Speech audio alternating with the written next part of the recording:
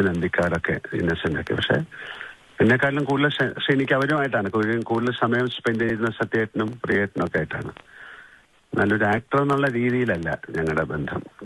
ഒരുപാട് വൈകാരിക മുഹൂർത്തങ്ങളിലൂടെ കടന്നു പോയിട്ടുണ്ട്. അദ്ദേഹത്തിന്റെ ജീവിതവുമായിട്ട് ഒരുപാട് ബന്ധമുണ്ട് എനിക്ക്, അദ്ദേഹത്തിന്റെ കുടുംബവുമായിട്ടും. സിനിമാ നടൻ എന്നുള്ള ഇതിലല്ല, ഞങ്ങൾ ചേർന്ന് ചെയ്തിരിക്കുന്ന സിനിമകൾ ഒരുപക്ഷെ മലയാള സൊസൈറ്റിക്ക് ഒരുപാട് സർക്കാസ്റ്റിക് ആയിട്ടുള്ള സിനിമകൾ സൊസൈറ്റിക്ക് നേരെ നമ്മൾ ചോദ്യം ചെയ്തിട്ടുണ്ട്. അതൊരു കാണുമ്പോൾ വളരെ തമാശ പടങ്ങളാണേലും അതിന്റെ ഉള്ളിലൊരു ഉൾക്കാമ്പുള്ള സിനിമകളായിരുന്നു ശ്രീനി എഴുതിയിരുന്നത്. സിനിമയെ വളരെ ഡിഫറെന്റ് ആയിട്ട് കണ്ട ആളാണ്, ജീവിതത്തെ വളരെ ഡിഫറെന്റ് ആയിട്ട് കണ്ട ആളാണ്, ഒരു പ്രത്യേക സൗഹൃദം കാത്തു സൂക്ഷിക്കുന്ന ആളാണ്, വളരെയധികം ഹ്യൂമറിലൂടെ ജീവിച്ച ഒരാളാണ്. നഷ്ടപ്പെടുക എന്ന് പറയുന്നത് വലിയ സങ്കടം തന്നെയാണ്. പക്ഷെ അദ്ദേഹത്തിന് കുറേ കാലമായിട്ട് ഒരുപാട് അസുഖങ്ങളുണ്ടായിരുന്നു. അതിൽ നിന്നൊക്കെ എന്താ പറയുന്ന ഇങ്ങനെ മാറി മാറി വന്നുകൊണ്ടിരിക്കുന്ന സമയത്താണ് ഇത് സംഭവിച്ചത്.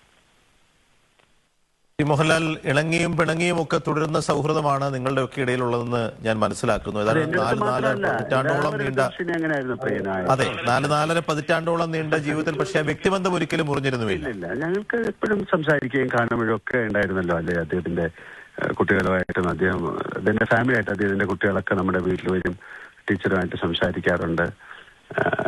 അല്ലാതെ ഇണങ്ങാ പിണങ്ങാ എന്ന് പറയുന്ന ശ്രീനിക്കും എല്ലാവർക്കും ഉള്ളത് പോലെ തന്നെയാണ്. അല്ലാതെ അതിലൊരു ഞാൻ കൂടുതൽ പിണങ്ങാറില്ല ആരുമായിട്ടും, അങ്ങനെയുള്ളൂ. അല്ലാതെ അതൊരു ജീവിതത്തിന്റെ ഭാഗ്യമാണ്, അത് ഒരു ഭാഗമാണ്, ഒരു ഭാഗ്യമായിട്ട് കാണുന്നു. അത്രയും പിണക്കങ്ങൾ ജീവിതത്തിലെ രസകരമായ നിമിഷങ്ങളായിട്ടാണ് ഞാൻ കാണുന്നത്. എന്നാണ് ശരിക്കും നിങ്ങൾ തമ്മിൽ ആദ്യമായി കണ്ടുമുട്ടുന്നത്? ഓടരമോ ആളറിയുമാണ് അദ്ദേഹത്തിന്റെ ആദ്യത്തെ തിരക്കഥ. പ്രിയദർശൻ തന്നോട് ചെയ്ത ചതിയാണ് തിരക്കഥ എന്ന് അദ്ദേഹം തമാശക്ക് പറയാറുണ്ട്. പിന്നീട് ഇത്തരം കാര്യങ്ങൾ ഇപ്പം ഞാൻ ഓർക്കാൻ പെട്ടെന്ന് ചോദിച്ചു കഴിഞ്ഞാൽ അറിയില്ല. അത് എന്ന് കണ്ടു, എങ്ങനെയാണ് കണ്ടെന്നൊക്കെ എനിക്ക് ഇപ്പൊ പറയാൻ സാധിക്കുന്നില്ല.